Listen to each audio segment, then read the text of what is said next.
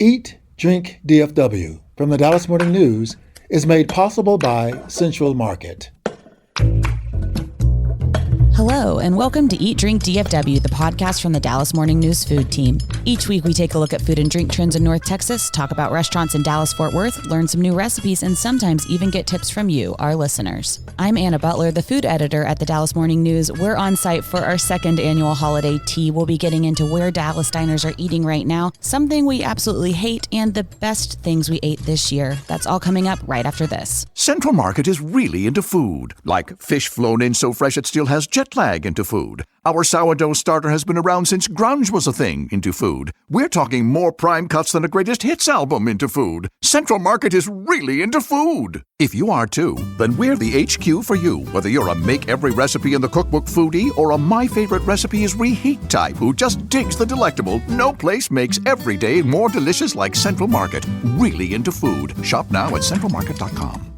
For the latest food and restaurant news in Dallas-Fort Worth, visit dallasnews.com/food. Also, we'd love to hear from you, so email us at eatdrink@dallasnews.com. Today, I'm joined by Sarah Blaskovich and Claire Baller. Imelda Garcia is sick today, which is the worst day ever to be sick because we are coming to you from a Tiffany Blue Tea Room in Addison for what is our last episode of 2025. We are sitting in the second tea room from La Parisienne, which started in Frisco, and we are thrilled to be here, enjoying tea, but also catching up on restaurant news. It's like our little Christmas party. It is. It's becoming a tradition. Just to set the scene a little bit, we're in an adorable room, truly covered in flowers. Roses and zinnias and hydrangea, oh my. I think that was set up for great Instagram pictures, and I'm seeing it. And we're excited to have some sandwiches and some desserts. But right now, Claire, I have a hard-hitting question for you. How do you take your tea? Oh, okay. Depends on the tea. But usually with a tiny bit of honey and maybe a little bit of lemon. What kind of tea are you drinking, Claire? We all got to choose our tea, which is exciting. And I picked the chamomile citron. So it's supposed to be a little, of course, herbal and a little citrusy, which I'm picking up on. What did you get? You got the Merlot? Something Merlot? I have blueberry Merlot, which I can confirm has no wine in it, but it is the color of wine and is really delightful. I love tea and I really don't like much things in it. I can confirm that when Sarah said it was the color of Merlot, Claire and I both peered into her cup from across the table to look at it. Yeah, it's like, did I get the wine and nobody else did? Is this a fun little secret? The answer is no. So we picked La Parisienne because it's one of the more affordable teas in town at $59 per person for both the savory and a vegetarian edition of the tea, which is truly about $40 to almost $100 less than some places and even less than others. So in a season where it feels like your dollar is not going as far, this is a good option to feel very celebratory in a very, very beautiful space without breaking the bank. Speaking of cutting costs, let's get to a little bit of news as we drink our tea. I have an interesting news bit to share. A tiny tasting room called Sauvage in downtown Dallas just lowered its prices. So formerly $245 per person, which, pause for effect, Julie's face is like, whoa, that's a lot of money. Dinner at Sauvage is now $195 per person. That is still one of the priciest tasting menus in town that I can name, but it's $50 less than it was when the restaurant opened in August 2025. The menu has changed, which also causes prices to fluctuate, but lower priced food in this economy, that seems noteworthy. It was interesting when you told me that they had reduced the prices, and I was like, by how much? Because if it's $10, I don't care, but $50 is insane for how elaborate this tasting menu is, even if he's changed it. That's right. I mean, $50 can feed your whole family, at a fast food restaurant. $50 is notable. So I asked why he did this, and he sent me an email that he sent to customers. So basically, he'd already explained this to folks who are Sauvage loyalists, I suppose. And the explanation is worth reading because it's interesting. He said, over the last few months, we've heard consistent requests from guests. 1, some love caviar integrated into the menu. 2, others prefer to skip it. With such a small counter, that puts us in a strange position. Do we give everyone caviar whether they want it or not? Or do we remove it entirely and lose a core part of our menu? So we're shifting to a more flexible model that gives each guest control. The new menu-based price is $195 per person, with an optional caviar course available for those who want it. I would say that if there are loyalists at a $245 restaurant, I would invite you to email me personally because I'd like to be friends with you. Right. Where else are you eating and for how much? Also in this email is a note about a totally different option at the high-end restaurant. They're now doing a 3-course bites menu with cocktail pairings. that is going to be $60 a person, which is a huge difference than, $200 odd person. So if you wanted to try Sauvage, looks like you can get in the door. I just don't know with the word bites if you're going to leave full, but this is not fair because I have not looked. So the recent menu calls for, on the bites list, dry aged red snapper crudo, a foie gras and truffle on a house baked croissant, and jerk spiced shrimp. And each of those come with a cocktail. Looking at this model is maybe less about this specific restaurant and more about where we're at. We're learning that $245 is probably too much for most people to spend on dinner. So $50 less. Is $200 a person too much to spend on dinner? Yes, for many of us, but that change has been made specifically because of caviar. But then also this restaurant is saying, we think we want people who want to spend $60 a person. A big change from $200 or $245. And so let's offer something for them too. I think 2026 is going to be the year of the discount, the year where if you come on a certain day of the week, a great restaurant is going to say, here is something, for a much lower price. Meridian, for instance, is doing that Sunday supper fried chicken for $99 that feeds 3 or 4 people. I think we're going to see more of that. And I look forward to it as we try to eat fine food without spending a fortune. Quick interruption. We have plates of food headed our way. Okay, guys, there are Eiffel Towers in the middle of the table and the plates go on the tower. I did not see that coming. So on this side, we have turkey mousse and cranberry sauce. These are going to be ham and cheese arancini balls. This is lobster salad rolls. On the other side, the little tiny toast is going to be fig spread and cheese. And then these mini sandwiches with green stuff on it are cucumber, mint, and chives. On the top for pastries, we have chocolate-covered strawberries, Neapolitan dessert, blueberry scones, regular scones, Rocher praline, and then vanilla puff balls. And then we have clotted cream for you guys and strawberry preserves. Wow. Do you guys remember last year when I had such trouble with the tongs? Yes. I don't think there are tongs, Sarah, so you are in luck. Thank goodness. If Sarah has one downfall in life, it is that she cannot use a tong to save it. Yeah, that's right. Okay. I went for the arancini because it's hot. It is I thought we hot. should go there first. There's a sauce on the arancini that tastes like what I would describe as bang bang sauce. Yes. Bang sauce. Yes, Yeah. I agree with that. It's something that they put on like fried shrimp at places and they say bang bang. And I feel like maybe it originated at Bonefish, but that might not be true. Yeah, some of the frosting on the desserts is that Tiffany blue that matches the room. It's very much on purpose. This arancini. Can you read the description for me, Anna? The arancini is a ham and cheese arancini. It's ham and cheese stuffed risotto with roasted pepper aioli. So maybe the secret to bang bang sauce is roasted red peppers. Going for a tiny lobster roll bite. Back to the news of the week from the Dallas-Fort Worth restaurant scene. Sarah, what's going on? 2 notable closures, and we're sad to see both. First, Sevy's Grill, which has been serving the Park Cities area on Preston Road for nearly 30 years, is expected to close in mid-2026. So I talked with Sevy, the chef owner, about this over the weekend, and he wanted to make sure that he let his guests and his employees know with enough time before they close, which is really rare. We see a lot of restaurants that say we are closing tomorrow or next week, and he's closing in June 2026. So if you haven't been back to Sevy's in a while, you got plenty of time to do so. The reason they're closing is not because of all the other issues that have happened in the last 28 years. It wasn't the period after 9/11 where restaurants really struggled. It wasn't the late 2000s recession. It was not the COVID-19 pandemic when Sevy told me they thought they were going to have to close twice. No, it was a lease dispute with the landlord, which is what we will see more of in Dallas in 2026.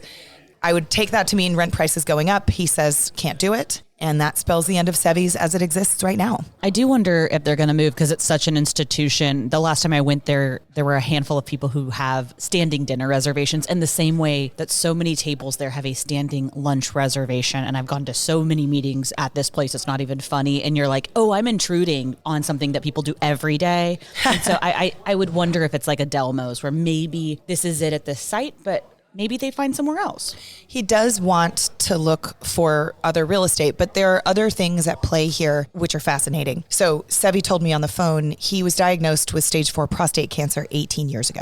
He was given a short amount of time to live. And to interview him about this restaurant was really lovely because his point of view is different than most. He's like, look, I'm on borrowed time. The fact that I am alive 18 years later is incredible, and that I get to do this thing every day with people who love the food and make a standing Tuesday lunch reservation, for instance. So he said, Yes, I do want to move the restaurant in 2026 or later, but no, I'm not that worried about it. Right? He's like, I'm going to finish out this time with my guests. And if we find the next right place, we'll do it. But his sort of happiness and calm around this restaurant closure is different than almost anybody I've ever talked to. I think being open for nearly 30 years is an incredible accomplishment. And beating cancer for 18 years is an incredible accomplishment. So it was so nice to talk to him. You know, he said he had his grandkids at his house when I was interviewing him. And he said, I'm going to play with my grandkids and then I'm going to go to the restaurant and we're going to have dinner. And then we're going to do that all over again a whole bunch of times. We're going to have a great Christmas. We're going to have a great 2026 and then we'll see what it brings. And we'll keep an eye out if another restaurant ends up opening in that space. It already has a kitchen. That being said, it is not the most vertical building in the Preston Center area. So it could always go up, but it's expensive to knock things down too. So we'll keep an eye on that and keep y'all posted on what's to come. And if I can add one more noteworthy restaurant closure, it's kind of the opposite of Sevi's, if that could exist. A 2-year-old barbecue restaurant that was open weekends only, called Sabar Barbecue in Fort Worth, is closing tomorrow. Depending on when you're listening to this, Saturday, December 20th, is the last time that you can find Sabar Barbecue in its quaint parking lot just south of I-35 in Fort Worth. And, you know, when this restaurant opened, I was hot on it. I think that Zane Shafee is doing something that few others are doing. He is using Pakistani flavors and a point of view on Texas style barbecue. So brisket smoked low and slow, but then coated with spices that I'd never had on brisket before. And instead of mac and cheese and potato salad, he's serving fruit shot and lentils. And I just think this is such a cool way to take where you're from and serve barbecue to people who can appreciate it. And I know there were many barbecue people in DFW who did appreciate Sabar. Now, what's he doing that he's closing so quickly? He's got a mysterious other project coming. And if you go to dallasnews.com/food, we can tell you more about that soon. But basically, he said, the next thing I'm going to do is interesting enough to call it quits quickly and now on Sabar and to do another thing next year. So we shall talk about that soon. But for now, if it's not too late, drive out to Fort Worth and get a last platter of barbecue from Sabar. Do expect long lines. They open Saturday at 11 a.m. and they close when they sell out. And that happens quickly. I've got another closure to add to this sad and growing list.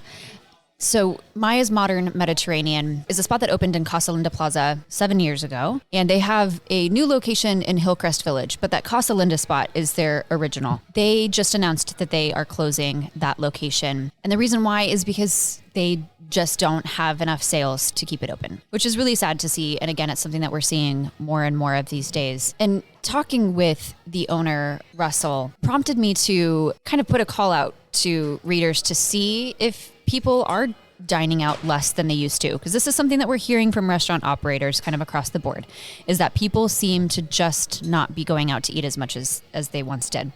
And what I heard from readers is that pretty much all of them who responded said that they are not dining out as much as they used to. And that when they are, they're really looking for local restaurants that are more affordable, places that they can actually comfortably go to and not feel like it has to be this big splurge. And so I asked people what those restaurants are for them. Like at a time when money is tight for a lot of people, where are you going that feels worth the money, worth the time, and that you keep going back to? A lot of people had big thoughts and feelings on this.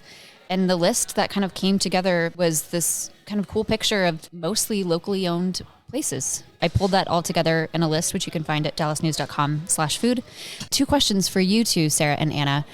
In your own lives, just anecdotally, like, are people that you know, do you find people to be dining out less than they were? And what are those go-to spots that you're seeing? I would say I definitely see friends and family both eating out less, and I would say I do as well. I used to probably do like 2 girls' dinners a month. We've narrowed it down to 1, and it just feels like if we want to go try that next new hot place, the dinner's that much more expensive, and we really want to be able to enjoy it. We don't want to limit what we're ordering, so 1 it is. And so like this coming weekend, for instance, I have a girls' dinner that we usually do something around Christmas time, but this will be the only time I'm getting together with this group of friends. And I formerly would do that 2 or 3 times a month. Even to just go hang out at a restaurant or watch football and things, that even feels expensive. In terms of what I like to eat when I'm on a budget or just want a more budget friendly meal, I'm going to keep beating a dead horse on this one. Food from Galilee. I absolutely love that restaurant. Claire and Sarah still haven't gone, even though I bring it up every single time we talk about this topic. They do an amazing lemon orzo soup. They do a lentil soup that's so good. Obviously, the lunch prices are better, but you can still get in and out for dinner for under $15 too, if you want, if you're not ordering the platters that they have. But the chicken's good. The staff is so nice too. So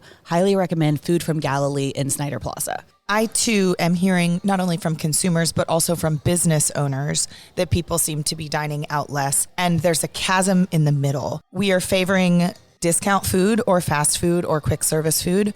And then there's like that big swing up to celebratory food. So I still get text messages from my friends who are saying, we're going to celebrate our anniversary. We are willing to go to the 18-course omakase restaurant and spend $185 a person. Which one should I go to? But that's a once a year thing if it's an anniversary. And so I'm worried about the restaurants in the middle. My hack right now for good priced food is to find food you love that is enough for leftovers the next day. Yeah. And it's half price food, right? Or it's two-for food. Mm-hmm. And my family recently went to Asian Mint just after a ride through Highland Park to look at the Christmas lights. There's an Asian Mint right there on Oak Lawn Avenue, but they have them all over the city.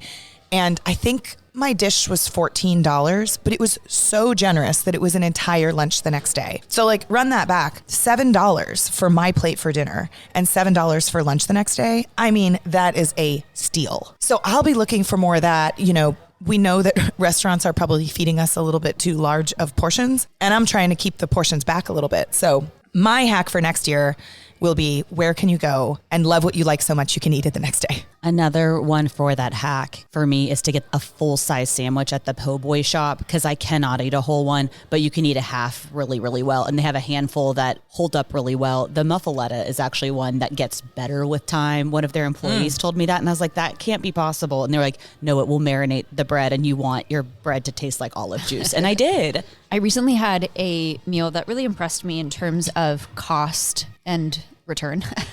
The lunch at Domo Domo Ko, you can get a dosarak, which is like the Korean equivalent of a bento box.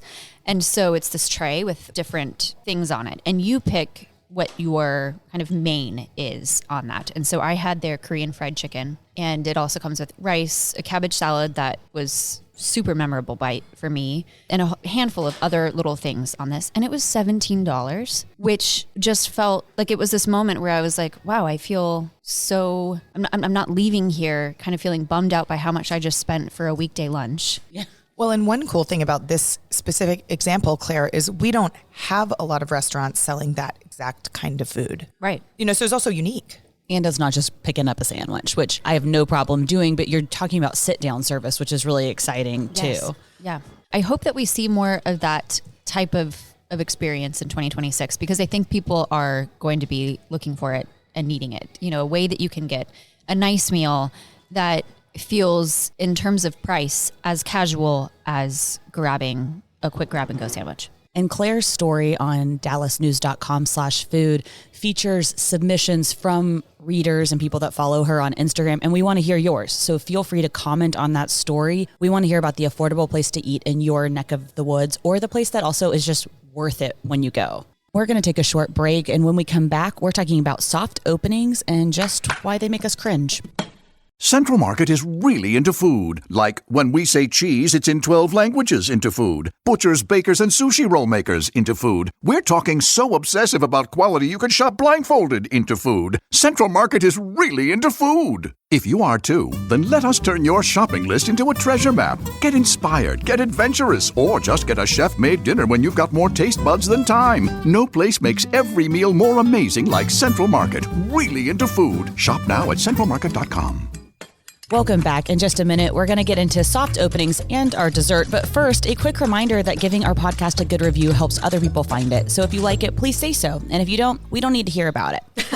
So we've actually wanted to talk about this for a long time, soft openings. And it's something that, if addressed, could make our lives easier as journalists, but we think it would be better for diners too. Sarah, can you explain what a soft opening is so we can tee up why we think this is the worst thing ever? I can. So a lot of restaurants will open and accept customers' money and reservations, but call it a soft opening. So basically they're saying we're not really ready for everybody. We're certainly not ready for, discerning diners who might have a bad first impression, but we are open and we're still getting our feet under us. This is a little different, but can get confused with like a friends and family. So restaurants also, before they open and take people's money, they will do free lunches or dinners, and then they will work out some kinks. Some restaurants, I think, consider friends and family part of the soft opening. Some don't.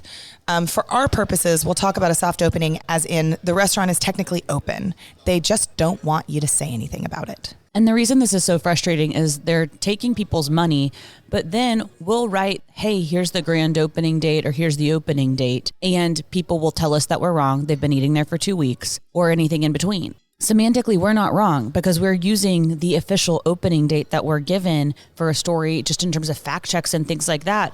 But it's just the worst in between. We don't want to look like we're behind. We don't want to look inaccurate. But it's also, if you're open and taking people's money, you're open. I agree with that. I just have a lot of problems with this approach. And I can understand why restaurants do it, but I don't think that it's really the way to go. And for that reason, like you said, Anna, if you are ready enough to take people's money for the service you're providing and the food you're making, you're open and you're ready to be measured as a restaurant that is fully open. Now, that being said, I think no matter the situation, every restaurant, I think if you're going to a restaurant that has just opened, you need to do that with the understanding that there are still kinks being sorted out. But I don't think that something needs to be designated as soft opening. Really what it seems like they're saying is like, be soft on us because we aren't quite ready yet. To which I say like, maybe wait a few days then if you're still trying to like get that last hire in place or whatnot. I think most sophisticated diners that go to a lot of recently opened restaurants understand that it probably is going to take them a few months to figure out the pickups and things like that. Maybe your meal is going to come to you faster if you go in 6 months than you will in 6 days of an opening. And I do think people need to be patient, like Claire's saying, for that reason. Another thing to think about is that the finest restaurants across the world do training for 6 or 8 weeks with their servers, and they feed people for free during these training sessions to have the best possible restaurant they could so that when they open, they are ready on day one. Now, of course, any restaurateur listening to me that does not have the huge dollars or a big corporation behind them is saying, well, I can't afford to pay my people for 6 weeks, without us making any money. I hear all of this, but to then keep it a secret from journalists and customers, but take their money, it just seems wrong to me. Either have training or don't. And when you're open, you need to be open.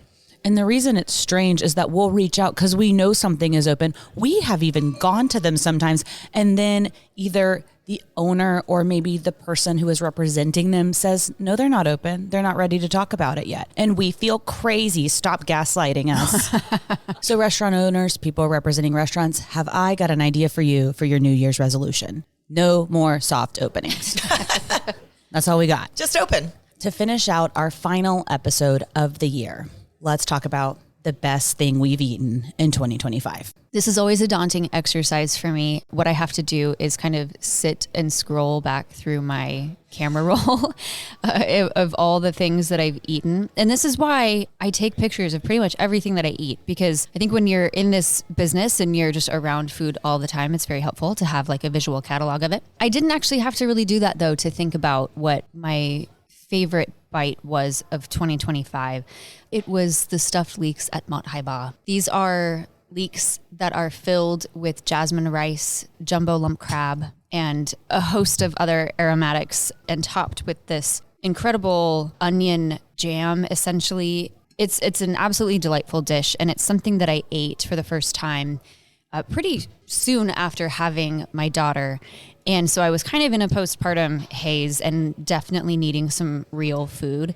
And I kind of felt like that meal, and specifically that dish, kind of like brought me out of my hibernation and helped me get back to entering the real world.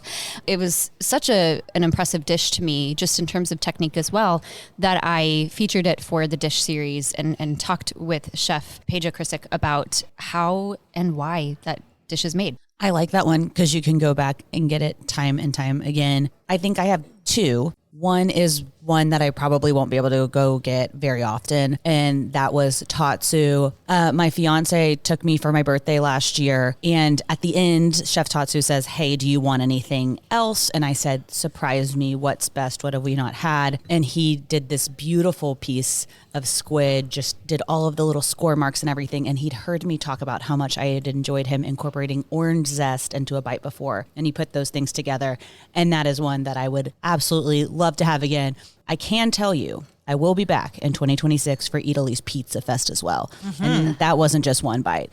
I was in a food coma for approximately 6 days afterwards. I ate so much pizza, but it was so fun because you try such a variety of pizzas, and I ran into so many people. Anna, those both sound delicious. My best bite was in Paris.